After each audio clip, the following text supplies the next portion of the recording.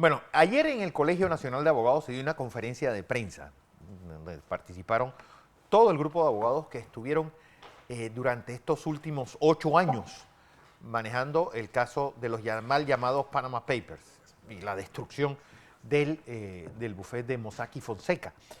Tuvo Jürgen Mossack, incluso entre lágrimas, habló de la pérdida de Ramón Fonseca Mora, la pérdida de su muerte debido al estrés provocado por este montón de casos hechos entre el año 2014 y el 2019, donde usted es uno de los más emblemáticos, donde el gobierno dio la espalda a uno de los negocios más lucrativos que tenía el país de exposición mundial y donde pues ni la canciller Isabel de Saint Malo ni el gobierno del presidente Juan Carlos Varela pues salieron a defender este ataque, pues nacido en Panamá, bautizado en el diario La Prensa como Panama Papers, y que ayer Guillermina McDonald's, una de las abogadas de este caso, pues hizo un resumen de este calvario de 8 años. Guillermina, bienvenida y buenos días. Muy buenos días, Fernando. Gracias por la entrevista y muy buenos días a toda tu audiencia. Gracias por la entrevista. Bueno, un caso que es otro más del desastre que fue el Ministerio Público durante ese quinquenio para olvidar de Juan Carlos Varela. No podías haberlo definido mejor. Porque Sí mismo es un ayer, desastre. antes de ayer, no sé si viste mi cuenta de X, donde puse la parte de los Varela Leaks, donde Juan Carlos Varela y Kenia Porcel decían que a los 7 detenidos había que mandarlos a Punta Coco. Punta Coco, como si fueran unos delincuentes de alta peligrosidad. Sí. Exactamente. Qué falta de respeto y sin ningún tipo de análisis ni elementos de convicción, solamente por lo que decían los diarios de la prensa La prensa, no y digas que el diario, porque la fue el diario La prensa Prensa el que inventó esto. por el diario La Prensa, ella consideró ya y olvidó lo que se llama el estado de inocencia que tiene todo ser humano derecho de acuerdo con nuestra Constitución.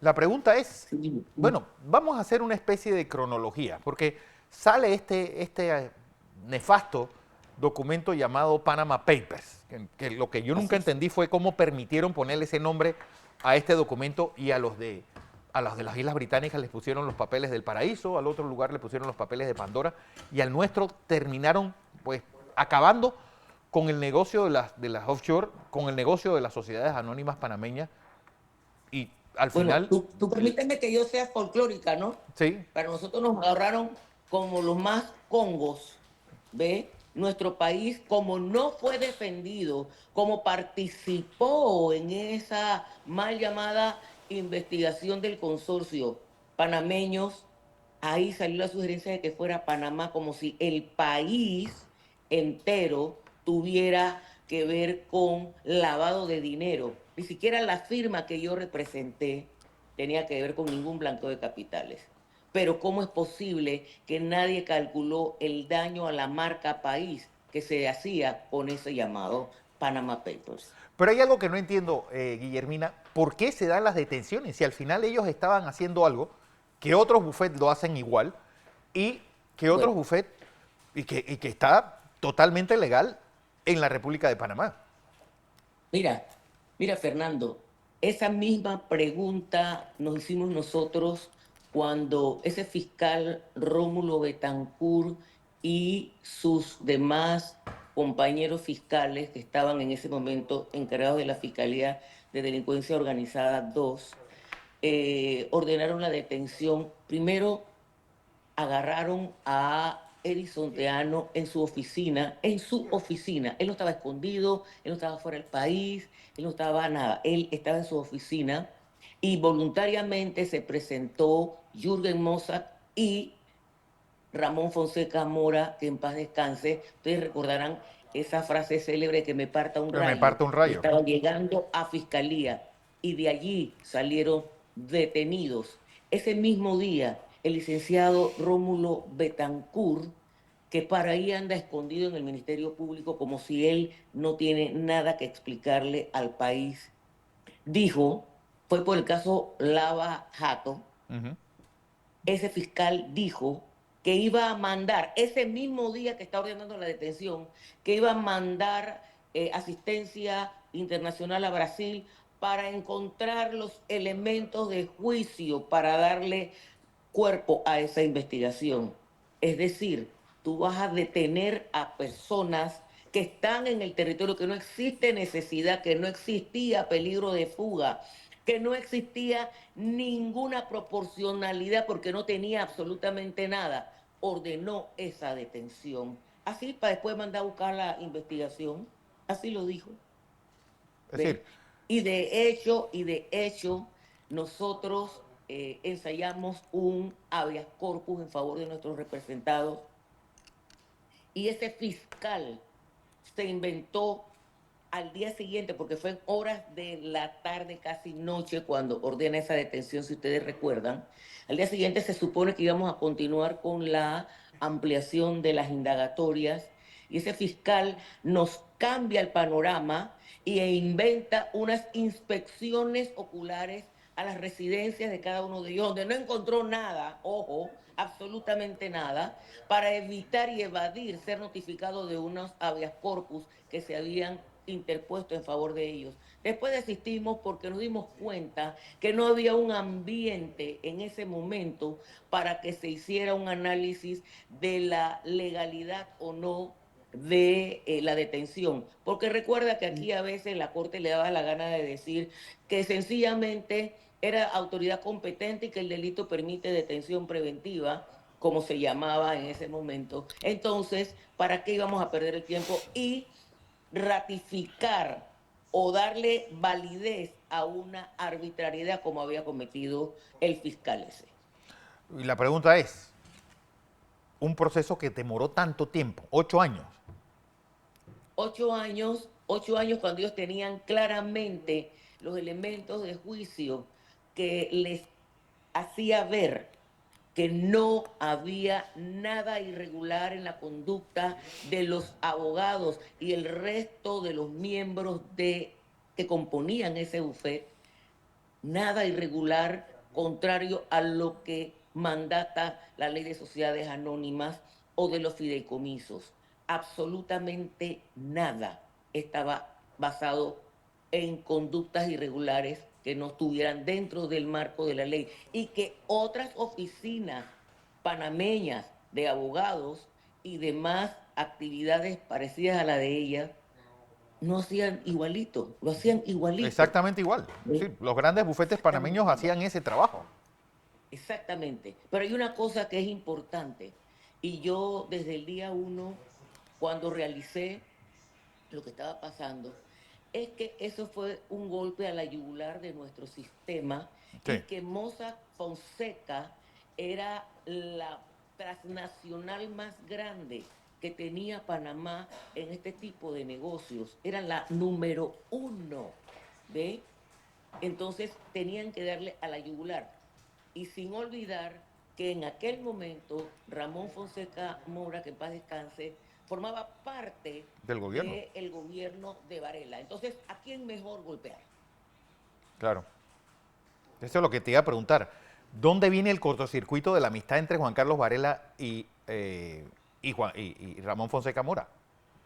Bueno, ahí es donde uno se cuestiona, no la amistad, porque la mejor amistad es la que no perjudica por un lado y por otro, porque seamos amigos, yo no voy a tapar cosas como ente representante de un país. Pero una cosa te voy a decir, sabiendo que no se había cometido ningún tipo de delito, él sencillamente abandonó a su amigo, a su copartidario, lo abandonó y bien que sabía lo que estaba cocinando la señora Purcell. No me diga que lo sorprendió. Sí. Bien que sabía, porque a través de los Varela Leaks se ve las conversaciones que día a día se mantenía entre el órgano ejecutivo representado por el presidente y el Ministerio Público. Así que a mí no me digan que él no sabía.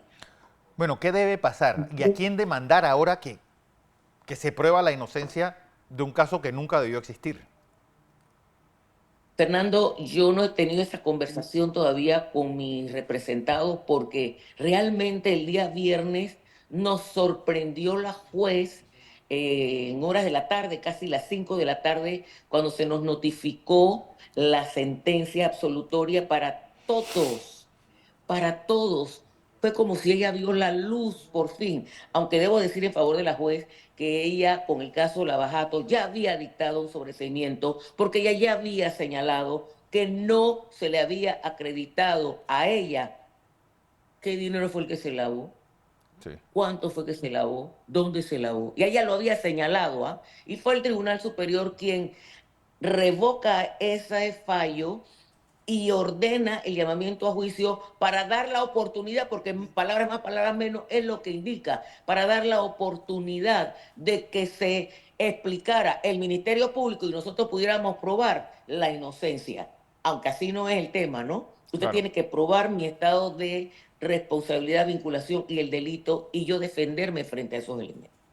Bueno, lo cierto es que es un caso que nunca debió existir, familias, negocios destrozados y Más de 600 colaboradores, Fernando. ¿de ahora qué? Mire, Fernando, hay algo que es importante que la ciudadanía tenga claro.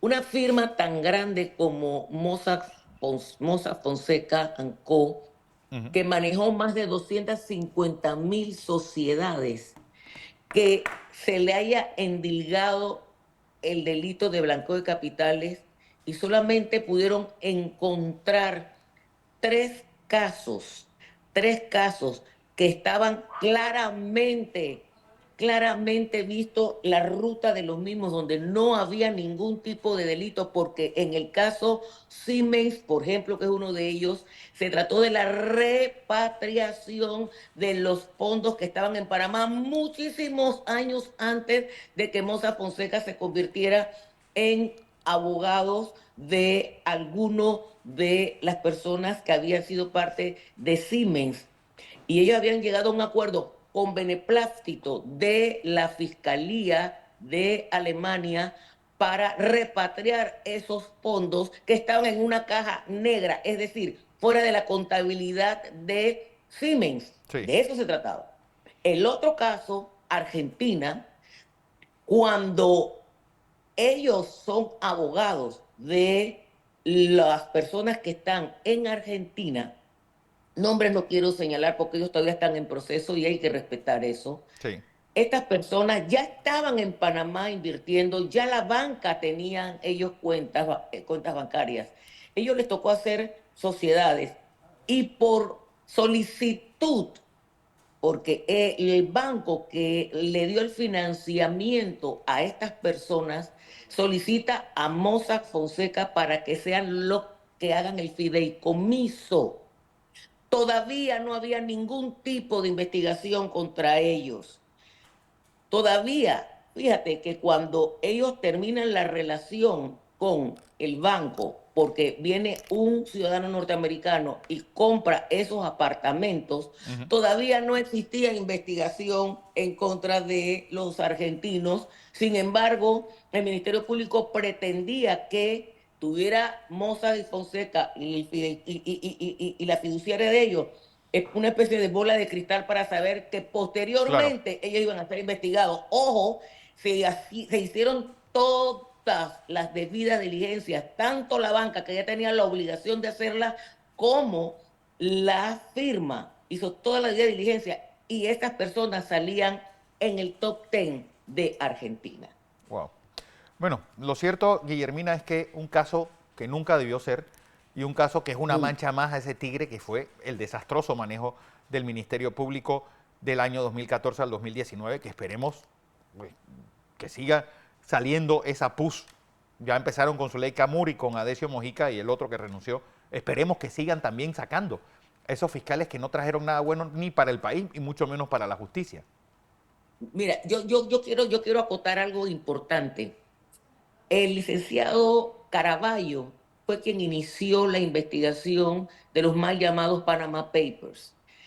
Y durante todo el periodo que él llevó a cabo esa investigación, él no imputó absolutamente a nadie. Ujú. él no ordenó ninguna detención. Él estaba haciendo las investigaciones porque inclusive llamó a los periodistas de la prensa para hacerle el cuestionamiento en torno a las noticias que ellos sacaban. Ellos se escudaron con el derecho a reservar La sus fuente. fuentes y no dijeron absolutamente nada. Y eso hay que decirlo. Uno tiene que ser responsable frente a las cosas. ¿Ves? Sin embargo, sacan inexplicablemente al licenciado Javier Caraballo del puesto e inmediatamente ponen al fiscal Rómulo Betancourt, que no había sido fiscal de nada antes, Ujú. y él inmediatamente ordena detenciones e imputaciones. Y bueno, con las ¿y ahora dónde está ese fiscal?